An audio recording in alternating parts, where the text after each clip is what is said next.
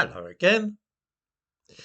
I'm never entirely sure when people dismiss what I'm saying as being scaremongering or needless alarmism, whether they really believe what they are saying or if they rather think that simply accusing me of exaggerating or lying often enough, then some of the mud might stick. The other day, I mentioned that some foreign students coming to study in this country were bringing their wives and no fewer than 6 children with them, and that this might put a strain on services in this country and have an adverse effect on the rest of us.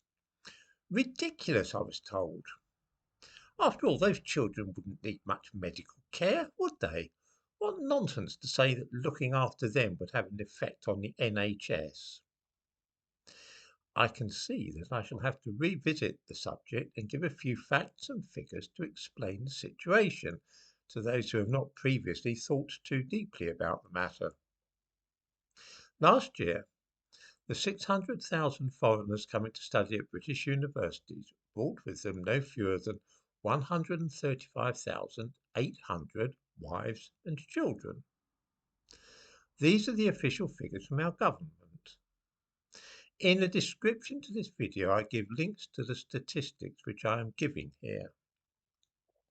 The country which provided more of these wives and children than any other was Nigeria. Let us stop and consider the implications of that figure.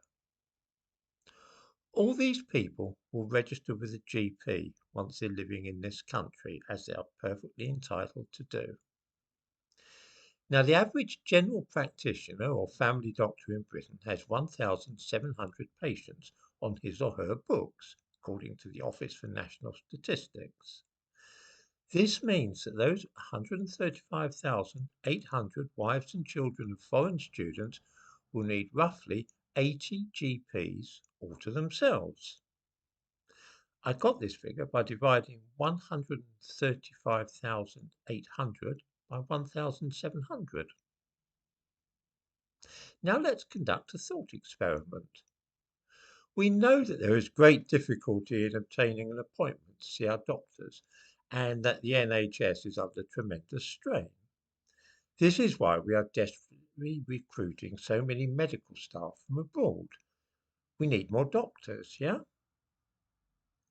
Let's imagine now that those 135,800 wives and children of foreign students suddenly vanished. Imagine they all went home. What would be the effect on the NHS? Well, it would immediately free up 80 new GPs who could then tend to the rest of us living in Britain. I hope that this is clear to even the dullest mind that the needs of those wives and children of foreign students actually have a negative effect upon us. Let's look at another example and see what we might make of it. According to the Department for Education, 300 of those foreign students brought in 4 or more dependents, that is to say, a wife and 3 children. Some of them brought their wives and 6 children. Do check out the sources to which I give links so that you can see that I'm not making any of this up. Let's stop a moment and think about those 300 students and their families.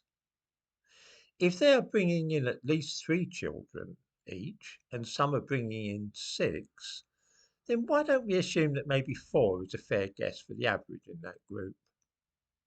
This would mean that those 300 students brought in something like 1,200 children to live in Britain.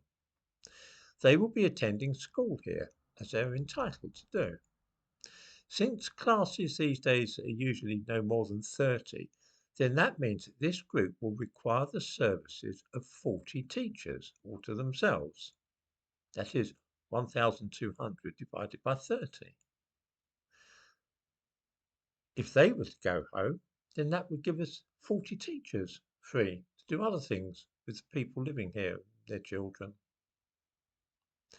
I wonder if people can see that those figures which I give are more than being purely of academic interest. They have actual real life consequences and they actually have effects on the rest of us, in that their very presence has the effect of depriving us of doctors and teachers and making our doctors' waiting rooms and our schools more crowded than they would otherwise be. Feel free to point out any errors in the figures which I have used and the calculations which I have conducted upon these figures. I'm going to make another video shortly about this subject, showing why it is that we are so desperately in need of foreign medical staff. Two-thirds of the nurses being recruited at the moment are from overseas.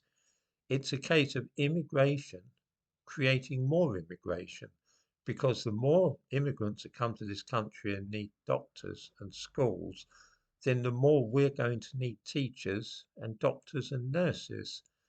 So one wave of immigration is actually creating another,